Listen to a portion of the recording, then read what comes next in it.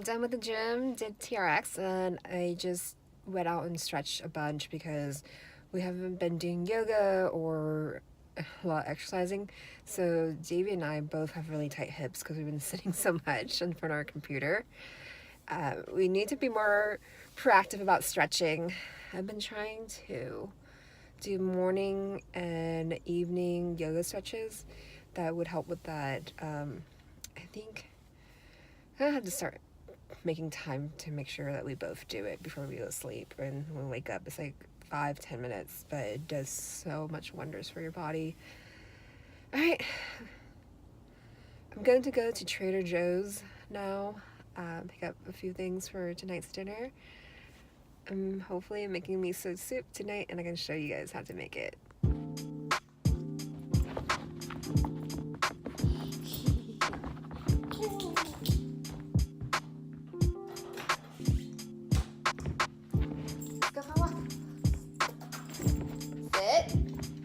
Sit.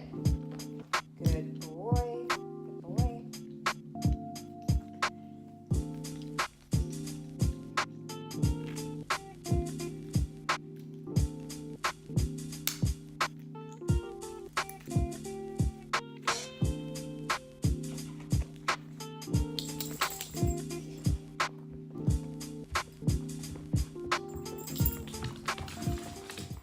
I'm really excited. I want to show you guys something really cool. Kristen from Nourish put out a zine cookbook, a recipe zine, and my friend Janice helped her do some of the artwork that's in the zine, and I helped out on the recipe testing. It's her first zine that she put out. Isn't it pretty?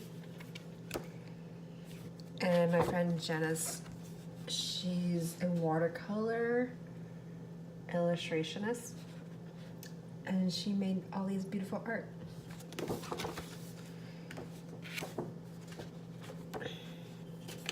I found it. So you see there? Oh, look, it's my name. I hope recipe test one of the dishes, and it was for this one. Lemon mahang mushi pan, and I think it translates to mushi means steamed in Japanese, and pan is bread, so steamed bread. So I made this lemon poppy seed steamed bread that actually was really good. I actually didn't know what the result was going to be like. I think that's the thing with baking, something you're not, well, it's not baking, it's steaming, but it's when you recipe test an item that you're not familiar with, you're just like, oh, I'm not quite sure, hopefully this works. But it was delicious, and I really liked it, and I'm glad I learned something new. But I'm really excited to try out these other recipes that she have in her zine. There are 7 recipes in here, and you can order them from Kristen. I know she did a pre-order. I'm pretty sure they're still printing and they have X amount of prints available, and you can still order them. Oh, so pretty. It's gorgeous. And her cooking's a blend of her being Japanese American and Jewish. So she's blending 2 cultures together, 3 actually, Japanese American, and Jewish. Let me show you guys. I'll flip through and I'll show you guys this amazing zine. It's a true inspiration because eventually I would love to put together a zine, a travel zine of travels with Banjo. It's a guide for pet owners or dog owners and where they can travel with their dogs. And I would love to be able to put together like a mini ebook, or even one day a whole entire cookbook. But you gotta start from somewhere, and the zine or an ebook is a great place to start. So it's a true inspiration for me myself to actually hanker down and develop my recipes. I cook, but I don't cook off a recipe. I just cook based on memory. and as I go, so it just kind of have to make me more disciplined about actually writing down my recipes and then recipe testing it to make sure it's accurate and having other people recipe test it. And hopefully one day, maybe next year, 2019, we'll see. My first thing would be the travel guide. And with these Vlogmas I'm doing, I'm hoping I can do some cooking videos for you guys. Cooking videos are a little tricky, so we'll see.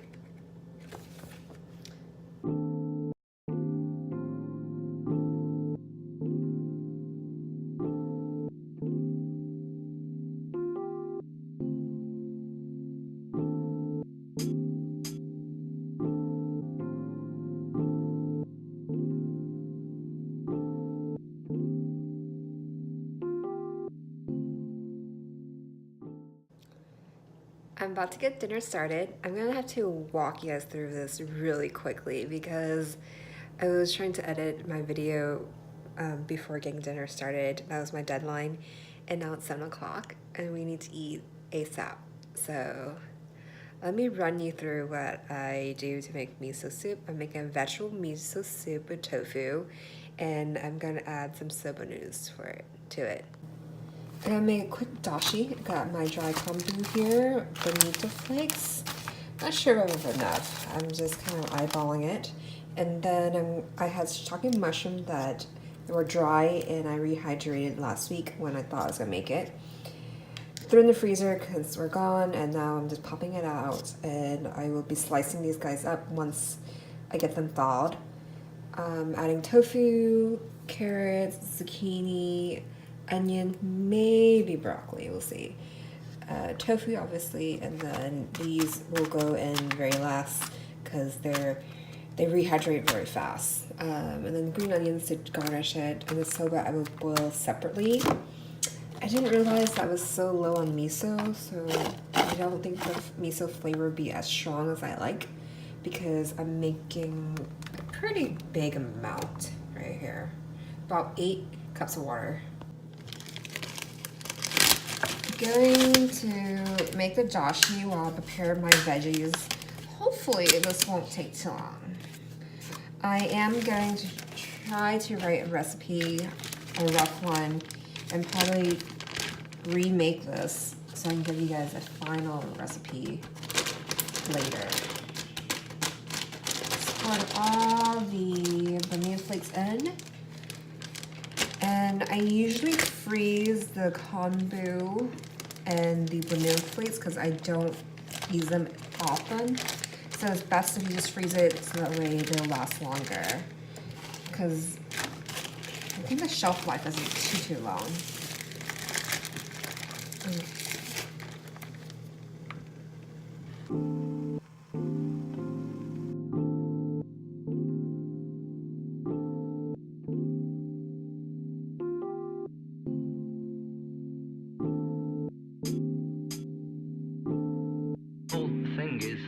People want other people to do nasty things because they feed off it.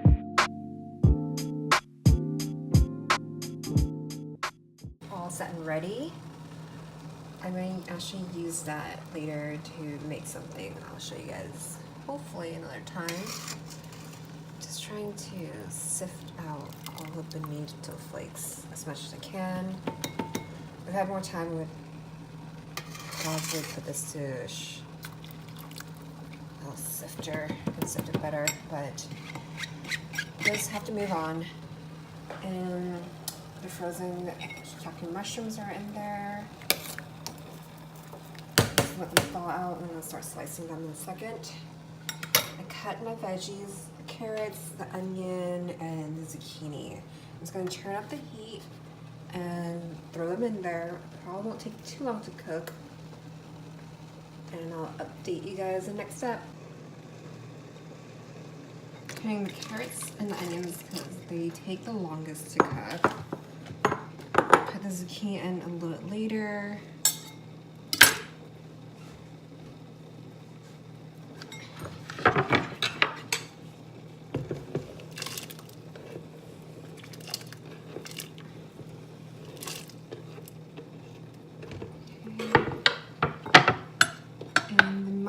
should be all ready for me to chop up.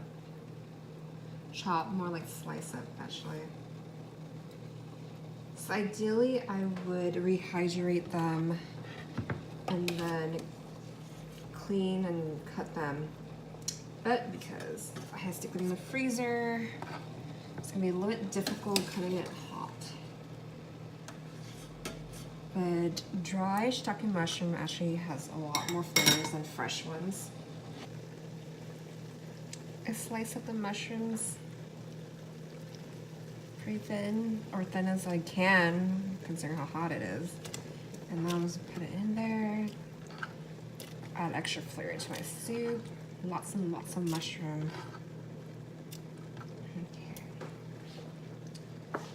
Okay. And I have a whole block of tofu that I'm gonna put in. I'm gonna put it in right now because mushrooms and tofu, actually, they both do. They take on the flavor of whatever you're cooking them in. So I'm gonna put it in early so it can absorb all the yummy flavors.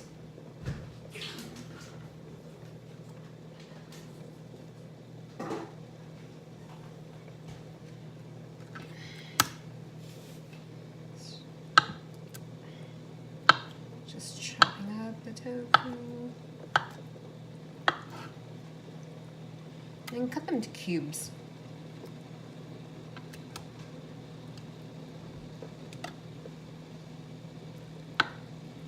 I didn't buy firm tofu, so I'm gonna cut them to kind of big cubes because I don't want them to break apart all in pot little pieces.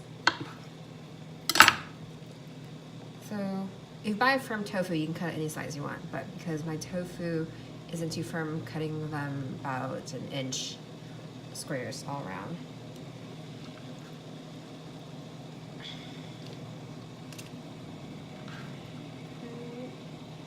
Throw it in there. So I'm gonna let it cook for probably a good 10 minutes and check on the carrots and the onion.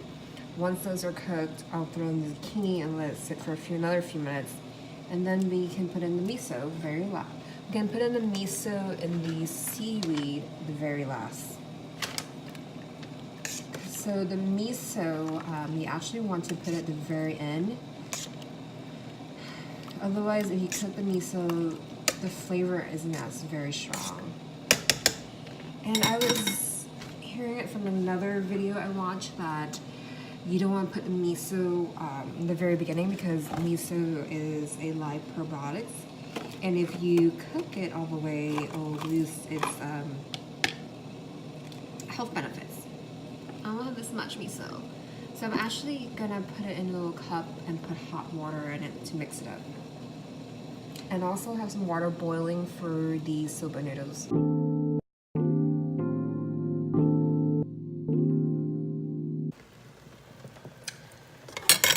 Alright, the carrots and onions are cooked nice and soft. Now I threw in zucchini and let it cook for a few minutes.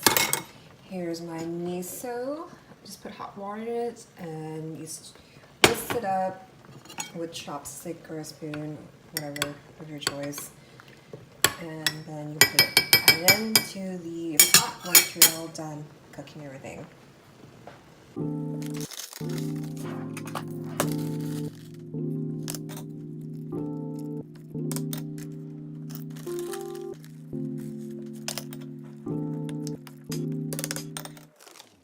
I added the seaweed, the dried seaweed. This is the one you want to buy, wakame. That's what they use in miso soup. And I'm measuring things out, so hopefully I can get a recipe out on this.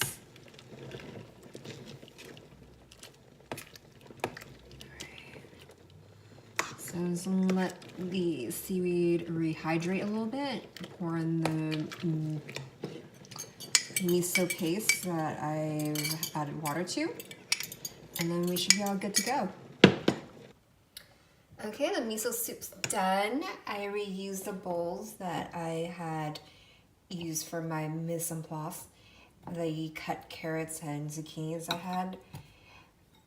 And there's my soba. I'm adding some broccoli. I always kid around with Davey that the broccoli's for banjo, but I'm actually partially serious.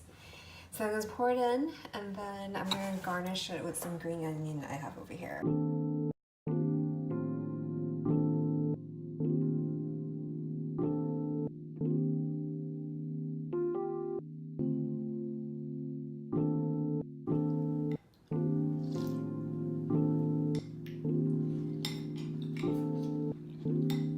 So what do you think of it, Davey?